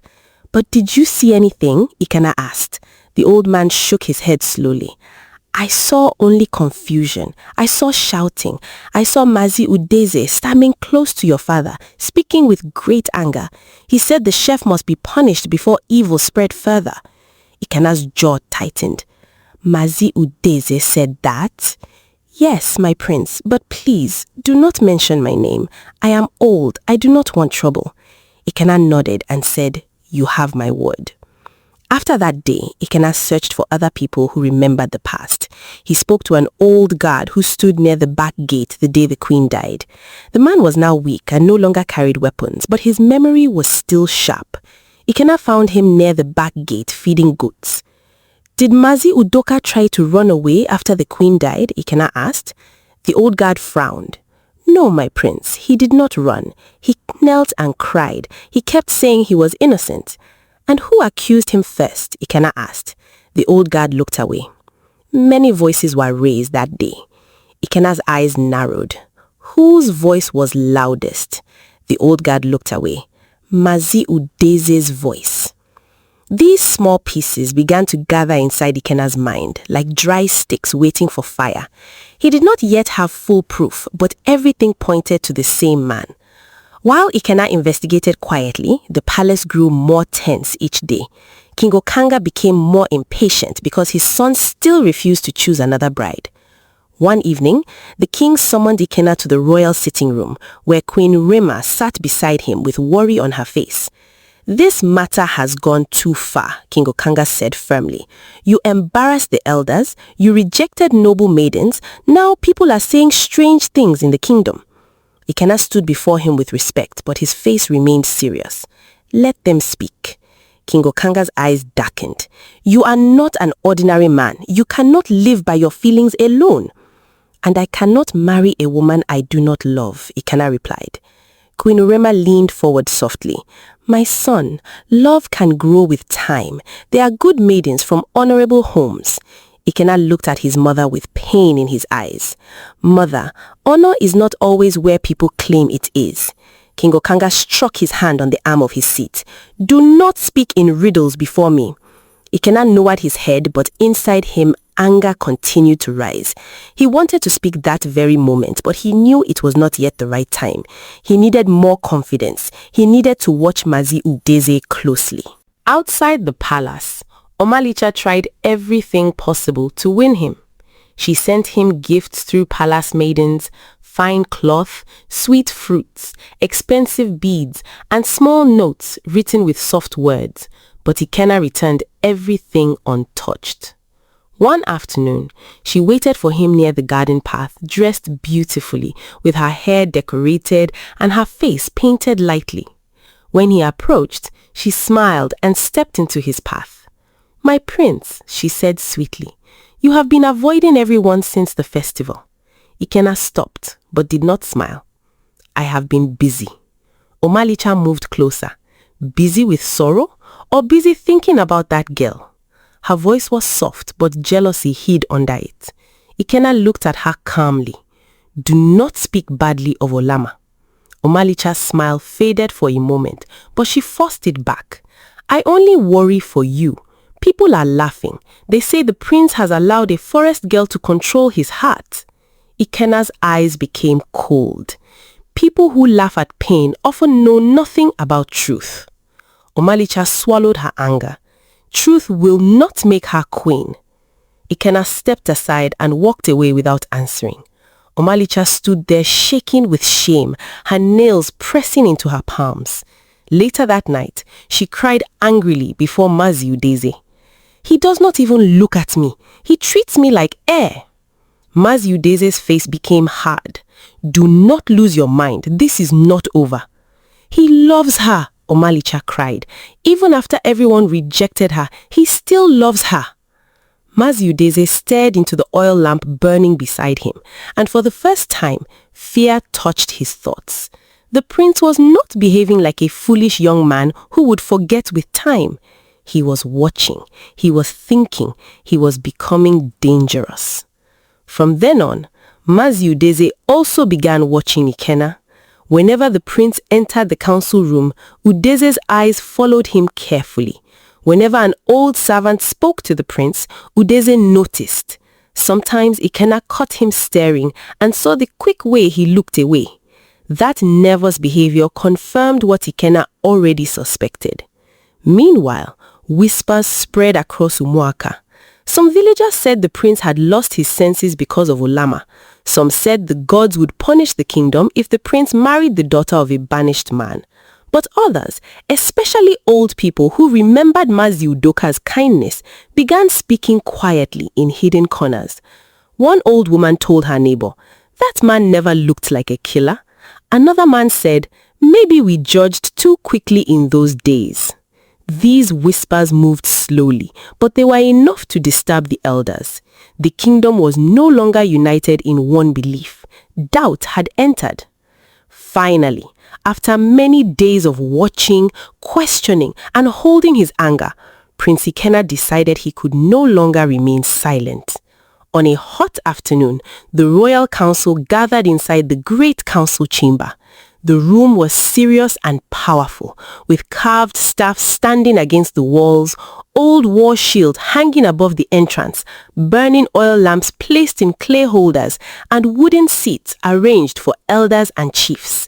King Okanga sat on the royal seat. Queen Urema sat quietly nearby, and Mazi Udeze sat close to the king as usual, dressed proudly like a man who believed nothing could touch him. Prince Ikena entered after the meeting had already begun. All eyes turned toward him because he had not been expected there. King Okanga frowned. "Ikena, this council is not about your marriage matter." Ikena walked forward slowly and stood in the center of the chamber. "But what I have come to say concerns this kingdom." The elders shifted uneasily. Mazi Udeze's face remained calm, but his fingers tightened slightly around his walking stick. King Okanga looked annoyed. "Speak carefully." Ikena turned his eyes towards Mazi Udeze, then back to his father. "Father, for many years, you have trusted the man beside you. You have listened to his advice. You have allowed his words to carry weight in this palace." King Okanga's face hardened. "Mazi Udeze has served this throne faithfully." Ikena's voice became stronger. "Has he?" The room fell silent. Queen Ulema looked afraid as she sat upright. One elder whispered, "What is the prince saying?" Mazi Udeze gave a small dry laugh and said, "My prince, grief has made your heart restless. Do not allow love to push you into disrespect." Ikena turned fully towards him. "This is not about disrespect. This is about blood. This is about a dead queen. This is about a man who was banished for a crime he did not commit." The elders gasped. King Okanga stood suddenly. "Ikena!" But the prince did not stop. His eyes burned with anger and truth as he pointed towards Mazi Udeze. "I accuse this man of knowing the truth about the death of the late queen. I accuse him of framing Mazi Udoka, and I accuse him of hiding behind your trust all these years, while an innocent man's name remained buried in shame." The council chamber exploded with shock, anger and confusion. Some elders shouted, others stood from their seats. Queen Urema covered her mouth in fear. King Okanga stared at his son as if he could not believe the words he had just heard, while Mazi Udeze sat frozen for one brief moment before forcing his face back into calmness, although the panic in his eyes had already betrayed him. The royal council chamber remained in complete chaos after Prince Ikena openly accused Mazi Udeze before the elders of Umuaka. Voices rose from every corner of the room as chiefs argued loudly among themselves, while some elders stood up in anger and others stared at the prince in disbelief. The burning oil lamps along the walls flickered, as if even the flames themselves felt the tension spreading through the chamber. Queen Urema sat frozen with fear written all over her face, while King Okanga stood beside his royal seat, breathing heavily, struggling to control both his anger and confusion. For many years, Mazi Udeze had been one of the closest men beside the throne. He had advised the king during wars, settlement disputes, and palace matters. The thought that such a man could carry darkness inside him shook the king deeply. Prince Ikena stood firmly in the middle of the chamber, with fire burning inside his eyes. He did not lower his head. He did not take back his words. Across from him, Mazi Udeze tried forcing calmness onto his face, but sweat had already begun forming near his forehead. His fingers tightened harder around his carved walking stick, while his eyes moved quickly around the chamber. "This is madness," one elder shouted angrily. "The prince cannot accuse a titled man without proof." Another elder nodded quickly. "These are dangerous words." But before the noise could continue growing, King Okanga suddenly raised his hand with authority. "Enough!" he thundered loudly. The entire chamber fell silent immediately. The king's chest rose heavily as he looked slowly from Prince Ikena to Mazi Udeze. His voice became low and serious. "This matter has now gone beyond ordinary accusations." He turned toward the elders. "If the prince speaks falsely, the gods will judge him. But if truth hides beneath these words, then Umuaka must uncover it completely." The elders exchanged uneasy glances, while fear slowly spread across the room. Mazi Udeze quickly stepped forward and bowed respectfully.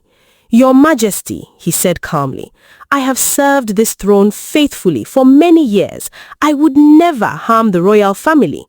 His voice sounded controlled, but inside himself, panic had already begun growing like poison. Prince Ikena stared at him coldly. "Then you should not fear the truth." Mazi Udeze looked directly at the prince. "Love has clouded your mind. That girl has filled your ears with lies." Ikena's jaw tightened. "Do not speak about Olama again." King Okanga slowly sat down again, while deep worry darkened his face. He remained silent for a long moment before finally speaking. "Tomorrow evening," he announced heavily, "a sacred gathering will be held at the ancestral shrine of Umuaka." Immediately, the room became uneasy. Even the elders looked disturbed because everyone understood the seriousness of such a gathering. The ancestral shrine was not an ordinary place. It was the most feared and respected sacred ground in the kingdom, where ancient judgments were passed before the gods and ancestors. Lies spoken there were believed to bring terrible punishment upon the guilty. King Okanga continued firmly. "The chief priest, titled elders, warriors, and villagers will gather before the gods. There, this matter will be settled once and for all." Mazi Udeze's stomach tightened painfully at those words, but he forced himself to remain calm. "As you wish, Your Majesty," he replied carefully, while lowering his head. But deep inside his heart, fear had already begun eating him alive.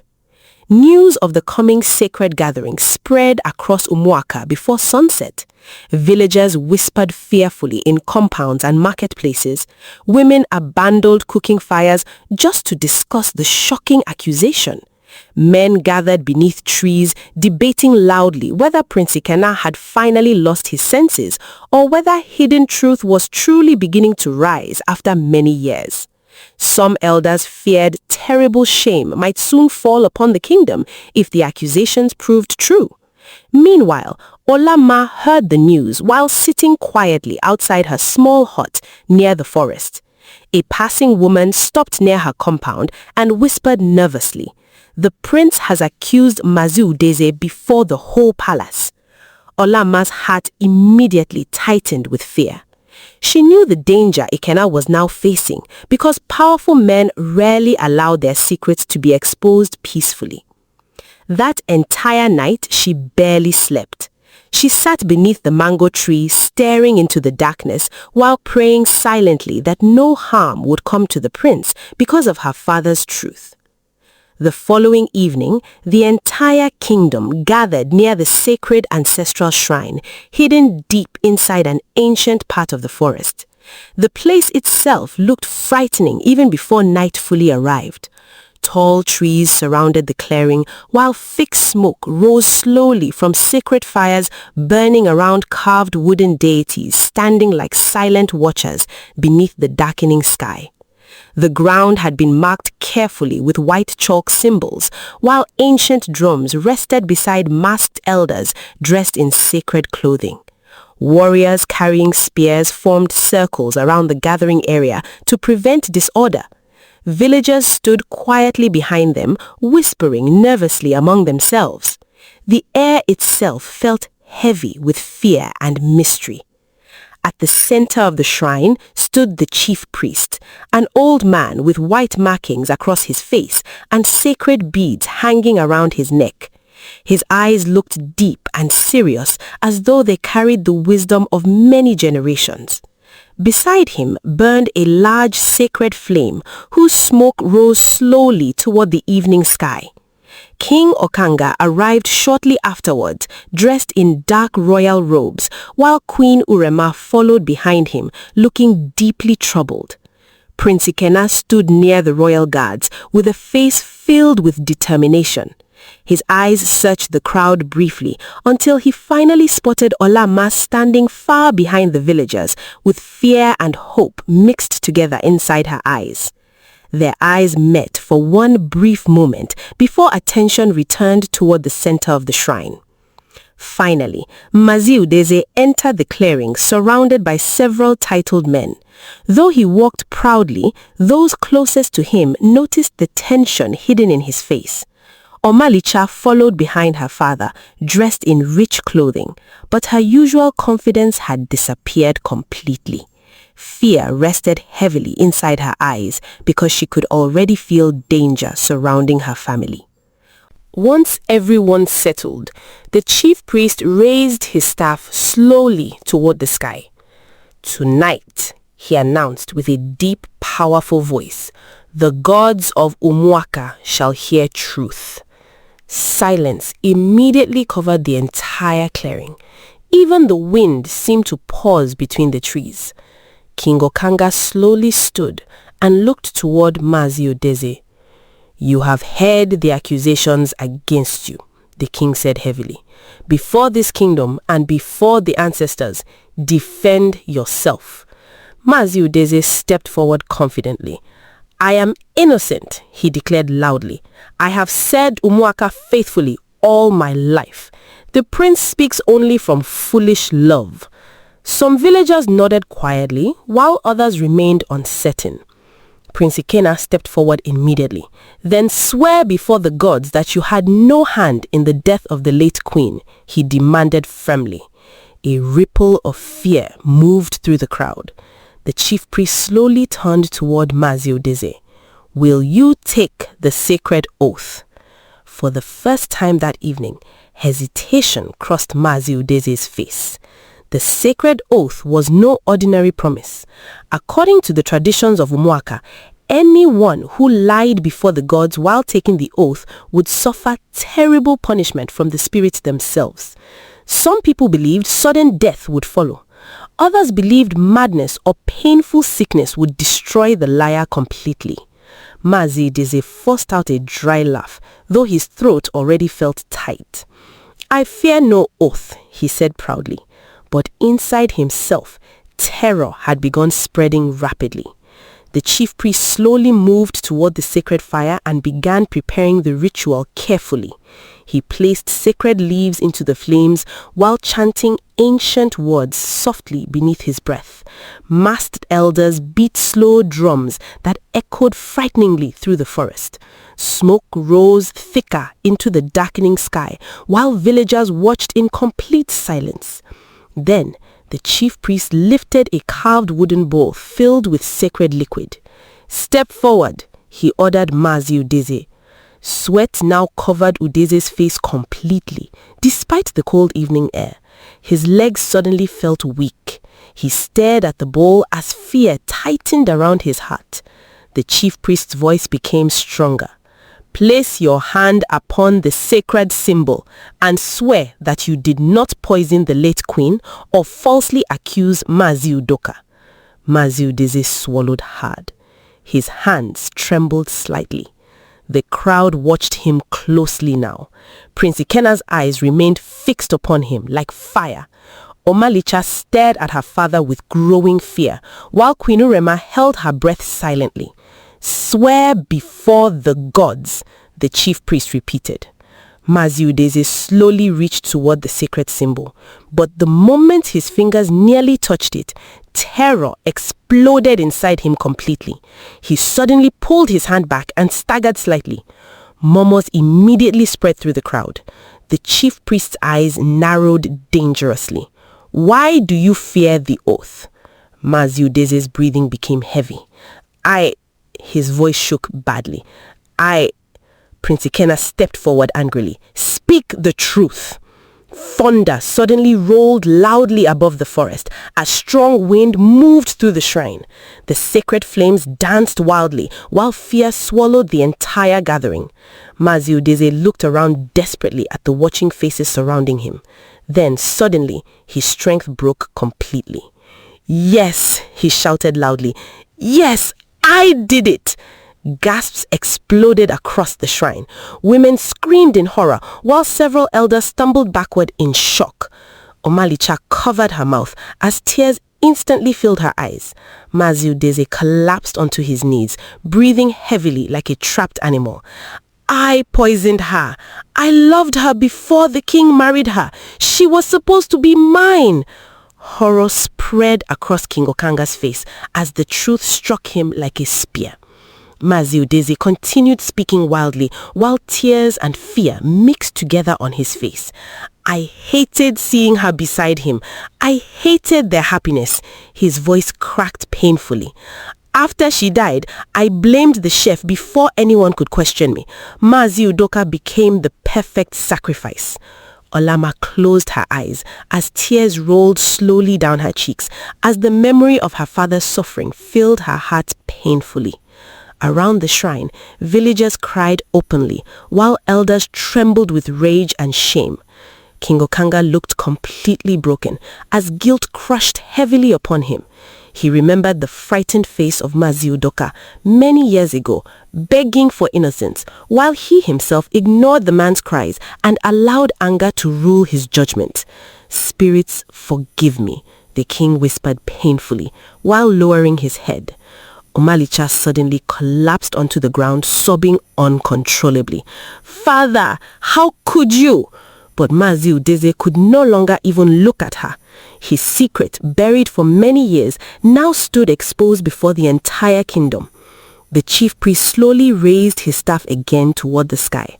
"The gods have revealed truth." Silence fell heavily over the shrine once more. Then one elder stood angrily and pointed toward Mazi Udeze. "You destroyed innocent lives!" Another elder shouted, "You brought shame upon Umuaka!" The crowd quickly joined in anger, while warriors tightened their grip on their spears. King Okanga slowly lifted his face again, though deep shame remained in his eyes. By the laws of Umuaka, he declared heavily, Mazi Udeze is guilty of murder, betrayal, and deception against this kingdom. The chief priest nodded slowly. The punishment for such evil is known. Fear spread across the villagers because everyone already understood the judgment waiting ahead. One elder struck his staff against the ground firmly. He shall be cast into the evil forest. Murmurs spread immediately. The evil forest was feared across many kingdoms. It was a cursed place where dangerous spirits and darkness were believed to dwell. Wicked souls condemned there were abandoned forever without return. Mazi Udeze's body shook violently as he realized his fate. He looked toward King Okanga desperately. Please, he whispered weakly. Mercy. But the king's face remained filled with pain and disappointment. You showed no mercy to Mazi Udoka, he answered quietly. Warriors immediately stepped forward and seized Mazi Udeze firmly, while the disgraced man cried helplessly before the entire kingdom. Above the sacred shrine, thunder rolled again through the dark evening sky, while the people of Umuaka watched the fall of the man they once trusted most. After the terrible truth, hidden for many years, finally came into the open, a heavy darkness that had rested upon Umuaka slowly began to lift from the kingdom like storm clouds disappearing after long rain. For many days after the judgment at the ancestral shrine, people moved through the village quietly, still shocked by the confession of Mazi Udeze. The same man once respected by elders and trusted by King Okanga had now become a symbol of betrayal and wickedness. Villagers gathered beneath trees and beside market stalls, discussing everything that happened at the shrine. Some shook their heads in disbelief, while others wept openly whenever they remembered the suffering Mazi Udoka passed through because of a crime he never committed. Old men who once remained silent now spoke with regret. We judged too quickly, one elder admitted sadly while sitting beside a fire one evening. An innocent man carried shame because fear blinded us. Women who once whispered cruelly about Olama now lowered their heads in shame whenever they saw her passing through the village. Children who once avoided her hut now looked at her differently, with curiosity and respect instead of fear. Deep inside the palace, King Okanga carried heavy guilt upon his heart. Since the night of the confession, he barely slept peacefully. Many times he sat alone inside his chambers, staring silently into the darkness, while painful memories returned to him. He remembered Mazi Udoka kneeling before him years earlier, begging for mercy and swearing innocence. He remembered his own anger and how quickly he allowed judgment to fall without seeking the full truth. The weight of that mistake now crushed him deeply. One morning, shortly after sunrise, King Okanga summoned the elders, priests, warriors, and villagers into the palace courtyard. News spread quickly across Umuaka that the king wished to speak publicly before the kingdom. By midday, the courtyard had filled with people standing quietly beneath the hot sun. Prince Ikena stood beside Queen Urema, while Olama remained farther behind among the women, her heart beating nervously because she did not know what the king planned to say. Finally, King Okanga slowly rose before the crowd. His face looked older than before, as though the truth had stolen part of his strength. He remained silent for several moments before speaking heavily. People of Umuaka, the courtyard became completely silent. The king continued slowly. Many years ago, this kingdom committed a terrible injustice. The courtyard grew completely silent. The king continued slowly. An innocent man suffered disgrace because I failed to seek truth before judgment.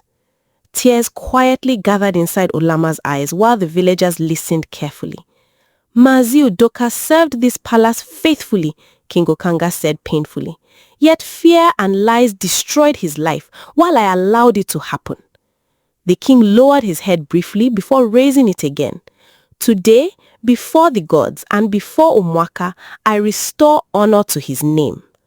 Murmurs spread through the crowd, while many elders nodded slowly in agreement. King Okanga then ordered royal sacrifices to be prepared immediately to cleanse the shame placed wrongly upon Maazi Udoka many years earlier. Throughout the day, priests carried sacred offerings toward the ancestral shrine while prayers rose into the air, asking forgiveness from the spirits of the ancestors. Goats were sacrificed, sacred fires burnt brightly, and elders spoke blessings over Maazi Udoka's restored name. Olama stood quietly, watching everything, with tears flowing freely down her face, because for the first time since childhood, her father's spirit finally felt free from shame. Later that evening, Queen Urema personally walked toward Olama inside the palace courtyard. The villagers watched closely because many still remembered how the young woman had once been chased away from the palace in tears. Olama immediately lowered her head respectfully when the queen approached. But instead of coldness, Queen Urema's face carried deep regret and kindness. The queen gently held Olama's hands. "Forgive us," she whispered softly. Olama looked up in surprise. Queen Urema's eyes filled with tears. "Your father deserved justice long ago." Olama could barely speak as emotion tightened inside her throat. Queen Urema slowly pulled her into a gentle embrace before the watching crowd. "From today," the queen said warmly, "you are welcome inside this palace not as an outcast but as family." Tears rolled heavily down Olama's face as years of loneliness and pain slowly began leaving her heart. Prince Ikena stood nearby, watching the scene with deep relief and gratitude shining inside his eyes. Across Umuaka, people's hearts slowly changed completely toward Olama. Villagers who once mocked her now praised her courage and patience. Women greeted her warmly in the market. Elders spoke respectfully whenever her name was mentioned.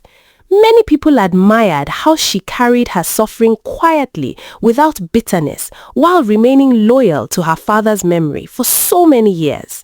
Songs even began spreading among village children about the innocent chef whose daughter returned to restore his honor. Prince Ikena also became greatly respected throughout the kingdom after everything that happened. Warriors admired his courage because he stood against fear and tradition to defend truth. Elders who once doubted him now praised his wisdom and determination. Common villagers spoke proudly about the prince who risked conflict inside the palace for justice. Even King Okanga slowly began seeing his son differently, no longer only as a future king, but as a man strong enough to challenge wrong when necessary. As peace slowly returned to Umuaka, happiness also began growing once again inside the palace. One evening, while sitting together beneath the moonlight in the royal garden, King Okanga looked toward Prince Ikena and Olama standing nearby.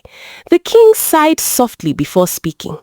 "The gods truly chose well," he murmured quietly to Queen Urema. The queen smiled gently while watching the couple. "Love guided them where fear once blinded us." Not long afterward, preparations began for the greatest royal wedding Umuaka had witnessed in generations. The entire kingdom exploded with excitement once again, but this time, joy carried no fear or division. Messengers traveled to neighboring villages inviting guests from distant lands. Farmers brought baskets of yam, vegetables, and fruit to the palace. Hunters returned proudly carrying antelope, bushmeat, and large fish for the celebration. Palm wine tappers worked day and night, filling large clay pots with fresh wine, while craftsmen carved beautiful decorations for the wedding grounds. Tailors sewed magnificent royal clothing while women gathered to prepare beads, wrappers, and ceremonial items for Olama. For several days, music filled Umuaka from morning until night. Drummers practiced powerful rhythms while dancers rehearsed beneath large trees. Wrestling competitions were arranged for young warriors while masqueraders prepared colorful costumes for the celebrations. The palace courtyard became more beautiful than ever before, with bright fabrics hanging from tall poles, fresh flowers decorating pathways, and large canopies built for visitors arriving from different kingdoms. On the morning of the wedding, Umuaka awoke before sunrise. The roads quickly filled with villagers dressed in their finest clothing, while drums echoed joyfully across the land. Smoke from cooking fires rose into the cool morning air as women prepared large pots of soup and roasted meat for the celebration. Children ran excitedly through the village while warriors stood proudly beside the palace gates carrying decorated spears. Inside the royal chambers, palace women carefully prepared Olama for the ceremony.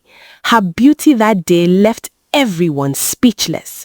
Rich coral beads rested around her neck and wrists, while beautiful Ankara wrappers covered her body elegantly.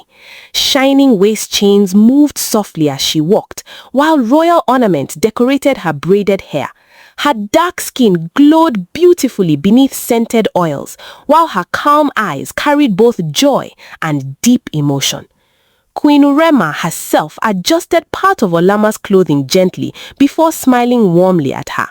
"You look like the queen this kingdom has been waiting for," she whispered softly. Tears filled Olama's eyes as she remembered the lonely girl who once sat crying alone inside the forest.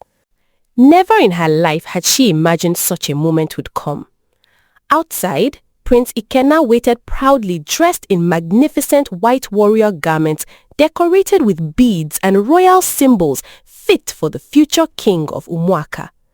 The moment he saw Olama walking slowly toward the ceremony surrounded by singing maidens and dancing women, his heart filled completely with love and gratitude.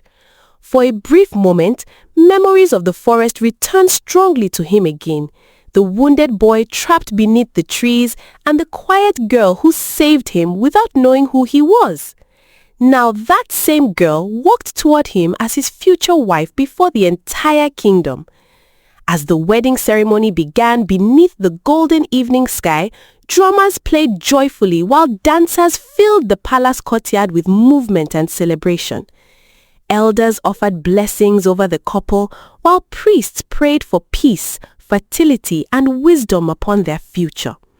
King Okanga watched Prince Ikenna and Olama standing together before the people with deep pride and lingering regret inside his heart.